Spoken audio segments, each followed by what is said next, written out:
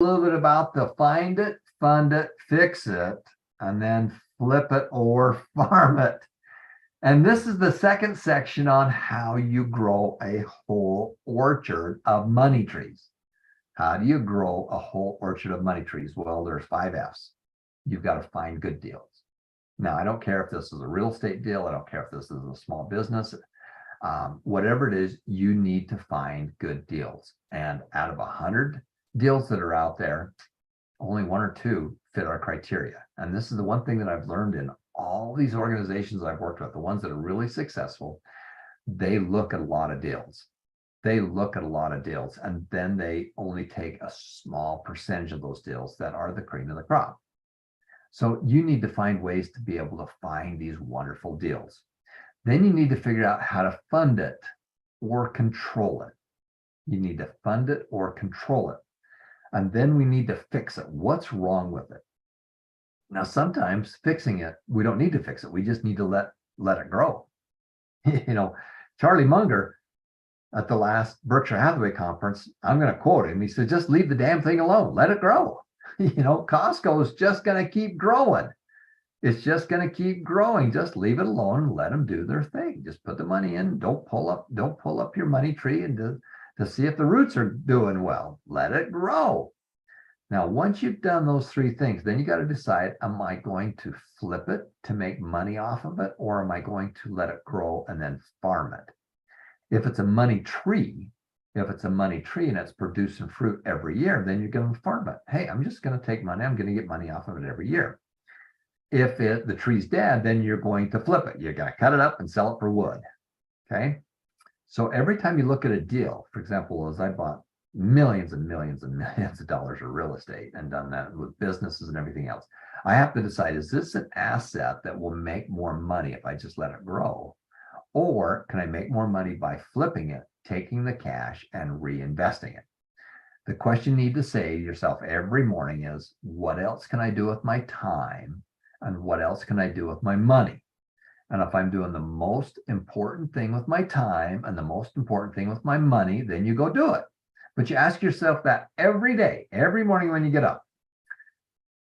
You need to do Tony Robbins' priming thing, where he teaches you how to do that. It's a 10-minute prime. I highly recommend it. You think about things you're grateful for. You think about how the people that you need to bless. Who are the people in your world that you need to send blessings to? And it works. And then what are the things that you really want to accomplish? And then you step into that and become that. That's his system. So the find it, fund it, fix it, flip it, or farm it. Now, the reason I like this analogy so much is because what you're really going to do is you're going to create a whole orchard of money trees. Okay. The wealthy create a whole orchard of money trees. So you're going to be doing the 5 steps. We'll just draw that to be able to show you what that is. But that's really the 5 steps right there. Make more money, separate it, give, save and invest, automatically invest, save and spend. Now, for most people, this is the only thing that they have, because their formula is making money times have a go up in value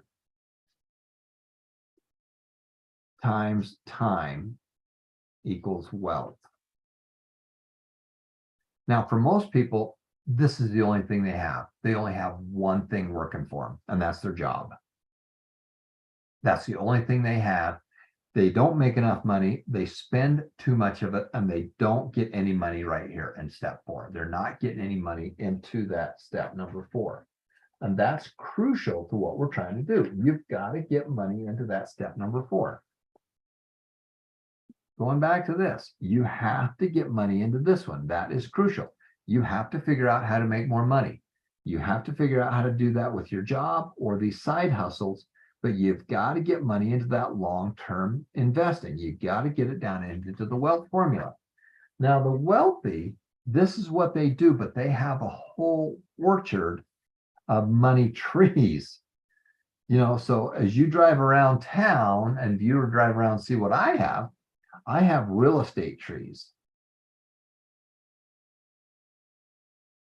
And every one of those trees makes money coming in from rent.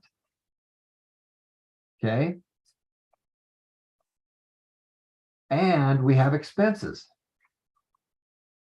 We have mortgages. We have water. We have sewer, whatever it is. We have expenses. We have rent coming in, expenses going out, which equals a profit. Did you make a profit that month? Or positive cash flow? Then what do I do with that positive cash flow? It all stays right there into the wealth formula. Okay.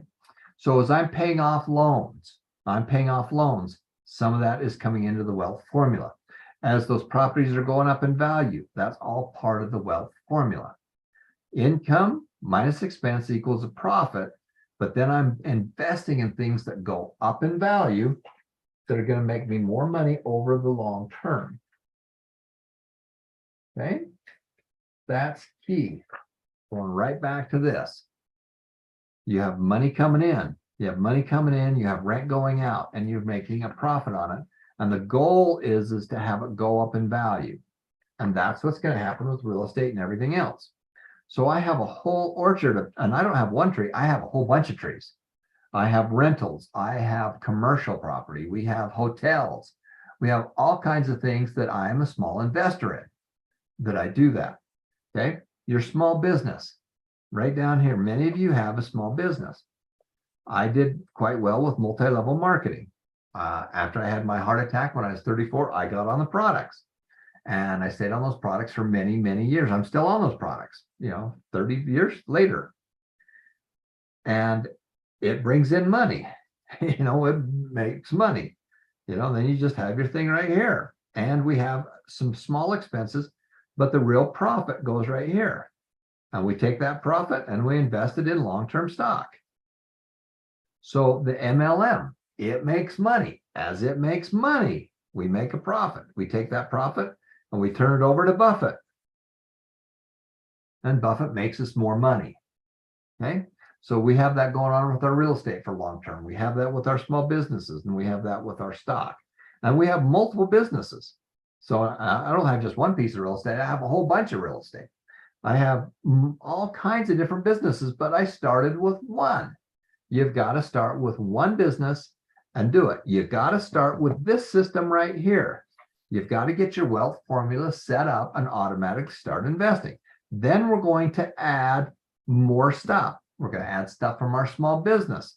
We're going to get that thing created. We're going to study Michael Gerber and have Gerber teach us how to do the E-Myth. We're going to study Jay Abraham, and he's going to teach you how to do marketing. And you're going to grow these businesses. Then you're going to put them in semi-autopilot where they're going to run, and you're going to bring managers in. It's going to make you more money, and then you're going to go do the next one. And so you're going to have multiple of these small businesses. And then you're going to do other kinds of investments. And again, you're going to do multiple of these.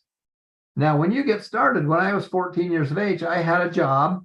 I was making money, and I had an investment account, and I was making 12% on my money with these other businesses and investments that I was doing. I'm making 12% on that money. So I got started 50, well, yeah, dang near 50 years ago. I'm going to say 45 to 50 years ago. And I've been doing that ever since. So that is the system that we used. And if you're really going to build a long-term future, that's what it's going to look like for you. And you're going to go out here and you're going to say, it's going to be a few years. It's 2023 right now. By 2033 or 2043, what's it going to look like? Because one of the things that you have to really realize here is that, we talk about finding your purpose in life. And really the key to doing that, in fact, we're going to do this in another segment. So we're going to say goodbye to our friends from around the world. We're going to come right back with finding your purpose in life. And you're born and you die. And what do we do in between? Be right back.